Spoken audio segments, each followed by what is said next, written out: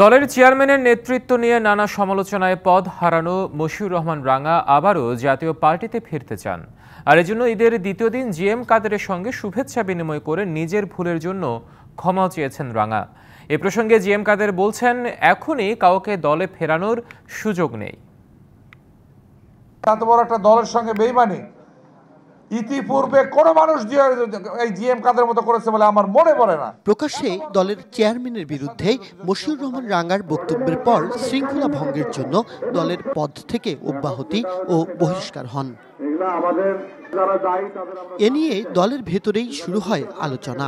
দ্বাদশ সংসদ নির্বাচনে রংপুর 1 আসনে দলের মনোনয়ন না পেয়ে স্বতন্ত্র প্রার্থী হিসেবে অংশ নিয়ে আবারও কাদেরের সমালোচনায় সরব হন রাঙ্গা। এর সাথে নিজের দল সম্পত্তিও যদি ভাগ হয় তাহলে ভাইয়েরা সম্পত্তি পায় না, বউ পায়, ছেলেরা পায়, বউ ভাইয়েরা কোনোদিন সম্পত্তি পায় না। সুতরাং উনি দাবি করতে পারে না জাতীয় পার্টি উনি ভাইয়ের দল।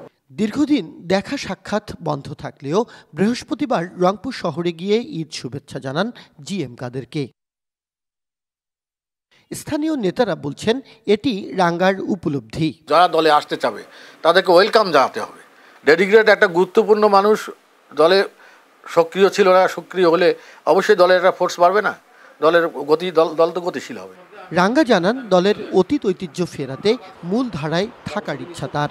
যদিও উনি হোসেন মোহাম্মদ এরশাদের পত্নী, ওনাকে কিন্তু বহিষ্কার করেন নাই, কিন্তু ওই পক্ষ থেকে কিন্তু জিএম কাদেরকে বহিষ্কার করে দেওয়া হয়েছে।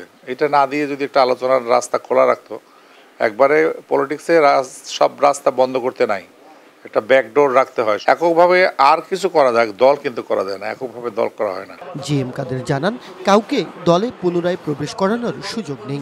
আমি এককভাবে তো কোনো সিদ্ধান্ত নেই না, পার্টির অবস্থা বুঝে সকলের সঙ্গে আলাপ করে তার আশা এবং আশার পরবর্তীতে পার্টিতে কতটুকু ভালো হবে কতটুকু মন্দ হবে এগুলো বিবেচনা করে আমরা ব্যবস্থা করব।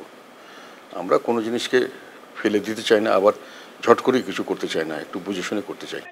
রওশন ঘনিষ্ঠ বলে পরিচিত রাঙ্গাকে গেল 9 মার্চ রওশন এরশাদের ডাকা জাতীয় পার্টির 10ম সম্মেলনে দেখা যায়নি। Majed Masud, DBC news, Rangpur.